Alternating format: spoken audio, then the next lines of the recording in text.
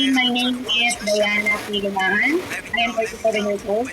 Currently residing here at Tarban, San Isidro, Rodriguez Rizal.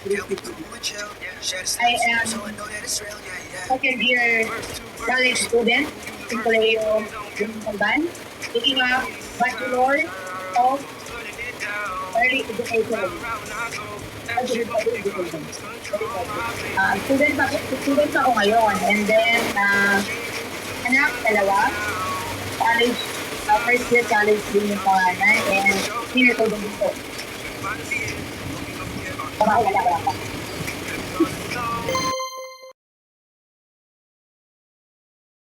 Para sa akin, ito depende. Kasi, sa panahon natin ngayon na gumagamit ng technology, maraming na maging naman ano din sa kanila yun, while adult, ay gumagamit ng diba? 18 years old talaga, 18 years old is legal age. Legal age na yan. Then, kung ito ba yung dapat natin po, diyang adult, sa mga minor, dapat ito ba natin, tayo yung mga adult, meron ba yung pagkakol? Paano mo mapapagod yung mga minor kung pag ito mga adult, wala kang self-initiation, wala kang pagsubukan o parang yung mental health. Kasi depende naman din bakit yung bawal kung makakatulong naman sa develop na intelligence na minor yan. Kung ang magiging sistema is pagbabawal yan dahil makasitaan mo ang minor na overusage ng gadget, siguro okay lang. Sa parents at sa parents, matuto pang bata sa gadget. So sa akin kasi, or sa akin din naman, kung nakalitan mo ang mga bata na unang gadget, ay patanggalan mo sila ng gadget. Kung ang edad na na ay, ganun yung edad. Ang edad na na ay, ranging from school age na grade 1, grade 2, grade 3, maybe yung grade 4. Okay, pag magawa ko na, wala naman yung pagkagawa ng mga bata na magawa ng mga arawan. Pero mga grade 5 na, grade 6 hanggang high school, siguro, kung mahirap ng katulad niya, ganyan ang mga pero depende ko rin yung mga bata.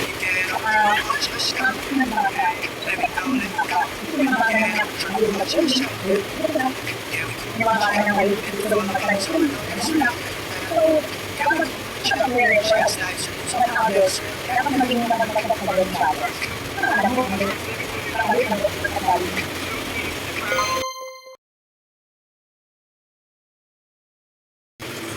Gawa. Ang gandang tanong yan. Bilang grade din naman ako ng tutorial program, ito pinuhay na gusto ka. Ito ang tanong ko, diba? Ano na ito natin ngayon na ano bilang conference ko? Ano bilang conference ko mga graduate na school ko? Dito sabi ko na totoo talaga. To the point na yung word ng pinapabata ng professor hindi pa mo ko lang kasi pronunciation pa lang hindi sila ganun sa para sa akin siguro kasalanan na lang din yung mga estudyante kasi hindi nila inayos mag-aaral lang siguro sa senior high school day. Matanda na ako bumalik sa school. Nag-grade 11 ako ay 34? 35. 35 years old ako. Tapos, 35 years old ako, tapos may 36 years old ako. So, ang layo ng differential ko sa mga kabataan na inabot pa yung K-12 curriculum. Pero masasabi ko na maswerte ako kasi naabutan ko yung pagtuturo dati na ang ganda-ganda ng pamamaraan ng mga guro. Kaya, advanced learning kami. Hindi ko masasabi na walang comprehension when it comes to learning. So, tagal ko bago makabalik sa school, pero yung focus ko sa pagtuturo ng mga teachers, sobrang na-amaze ako pagaling ng mga teachers. Ano galing mo yung kawawa yung generation na dahil lang sa comprehension. Kasi dito, kaya ako nagawa rin tong diary ate. Kasi nga,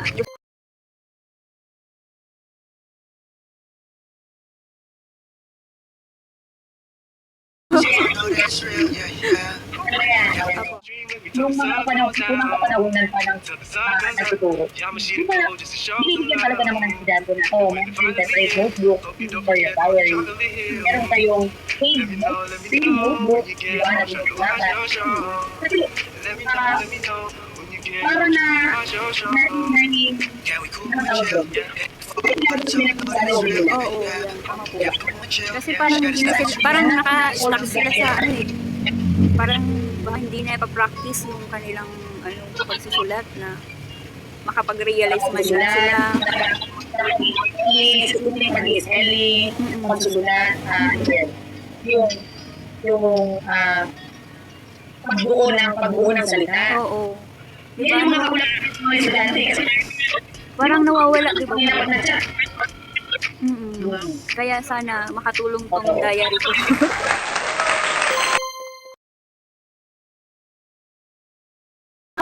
Saan mo lang? Hindi naman lahat ay o pa rin nagsasabi yan. Kaya maganda na, kung halimbawa meron silang diary at nagsulat niya doon na kung something na nangyari, siguro kung sa akong ganyan, at yung anak ko sa inyo, ang mangyayari kasi yan, at yung ito na, bakit ka ginagawa? Bakit ginagawa? Kasi, dapat pag parent ka, hindi ka magbilang kung na dahil ka naman anak mo makakit. Kasi may mga parent na ganyan. May away bata na. Ako, diba? Mga parent na, mabait ako, anak ko. Talaga ako, pag may sinabi ang teacher na, mami, yung anak niyo po, nag-away po sila ni ganito, kasi po, ganito po ang ginawa ng anak niyo. And then, may mga parent na, ay, hindi po ma'am, mabait po yung anak ko, mabait po namin, ganito po yan, hindi po niya nakaaway. Pero, diba, hindi mo masasabi. Kasi, nag-iiba ang attitude ng bata kapag nasa ibang lugar siya. Why? Kasi kung sabihin mo na mabait naman ang sa bahay, kapag dating sa labas na nagiging palaway yan, kasi ko, meron nagiging sandihan. Nagiging sandihan, kasi matatak ginagawa ng bawal. Hindi mo ginagawa ng bawal na kaluwa. Ngayon, dumas kayo, nananit ang anak mo. Ginagawa, ginagawa mo kabalik ng bawal na, nagsabi ka sa bahay ka. And then, yung bata sa class, ayaw na klasa din na ayun, nag-away na. Diba? Kung natin yung anak mo, dahil buwan kinala niya, away ako ng mami ko. Ito yung sabihin sa anak mo na, Asha, kung natin sa school, bakit ka nawa? Diba yung pala ninyo, gano'n? Kung naman mo na, bakit ka ginawa? Diba bakit ka nasa sa bata niya? So, may mga mangyayari na, okay, alam mo na yung anak mo ay hindi na away ulit ka. Diba naman kaya yung away ulit ka? Kasi hindi na away. Wala naman ka makikita na away na, diba? Away pa na. Hindi naman mabalik po siya. Kung bakit hindi ako, hindi ba magpupunta? Then kung naman na, kung mabalik yung bata, o yung anak na parang mo, bakit nanda, talagang huli yung baka nanda, na nakaway. First, populas ko. Hindi naman yung teacher. Bakit na teacher, diba? Sorry to reach the parent. Yung bata, tama, parent, parent. Pero kung din mapabalik ko na, diba na, pamukong na yan. Sabi na nice way. Not always nice way ako. Ipapas mo siguro yung principal ka lang. Oo, guidance. Para aware sa parent, ang gabitan, nakaulit.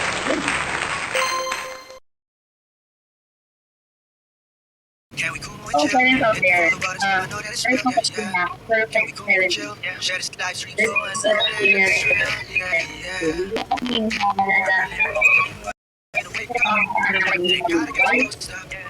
kasi yung generation ngayon, hindi parehas. At hindi magiging parehas, generation mo. Diba? So, hindi na, dapat ang mga nag-adjust din tayo. Oo, nag-adjust tayo dapat. Kung dapat natin mariyaan na ang generation ngayon, ang matutunod. Right? Kasi, kagaya natin, kagaya natin, matanda ang diba? Parang, ang sila yung mga bata doon. Ano kung mga bata na nalimaking tulog na kayo na lahat.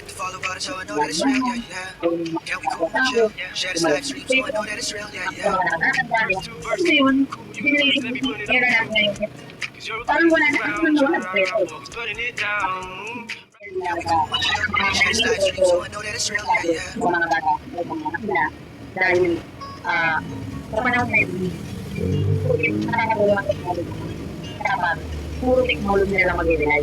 Hanggang, diba? Iwasan pa rin natin yung ano, kasi iwasan natin yung lahat na lang, kailangan natin kay Google.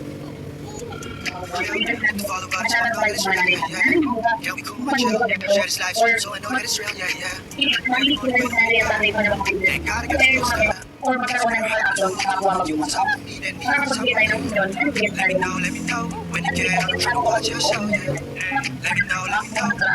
ako, magagawa ko kailangan na gano'n. Yun yun. Mga babae naman, mga kanong nito, sa inyo ay tinuturo naman nito. Bring nyo ito, bring nyo sa inyo sa parents na umiso. Wala pong matutulungan na gusto at estudyante within 45 minutes. Mas mahaba po ang oras ng estudyante ang mga anak ninyo sa loob ng bahay. Kaya pag-aanan ninyo na sa loob ng bahay, matutunan niya yung gawain na dapat na makasunan. And gadgets, madaling bumili ng gadget. Madaling bumili ng gadget, dali natin sila ng gadget. Pero, kasi ako, sabi na libro. Sabi na libro, hindi na mga kwento, mga lola-lola, mga kwento. Kaya mga lang mo natin mga kwento to inspire other moms out there. Hindi naman natin po dyan na katulad sila mga 30 plus lang naman at para nakita yung mga anak nila. Hindi naman po naman. Bumalik po kayo sa pag-aaral. Bakit? Hindi naman po tayo pag-aaral para tandaan po natin na nanay na lalo, meron na tayong mga experiences in life. Kasi kung ang impact natin sa ating society, when it comes to knowledge or intelligence or diskarte. Ako po, bago sa aking personal na karanasan, estudyante din po ako ngayon. At ito, marami namang university o marami namang college schools na libre. Wala pong imposible ngayon para makapag-aral. Hindi po, wag po kayong magatubiling mag-aral kung pangarap nyo makapagtapos. Pag-aral po kayo. Kasi nare-refresh utak natin na hindi lang pala dapat na kasakay na lang, naging ko kayo ngayon na mga maling pinaglalaba ng silisin. Kung kaya ko na po, hindi mga maling yung mga aral. Yes, salamat. Para matulog na rin, no? Oo, siyempre.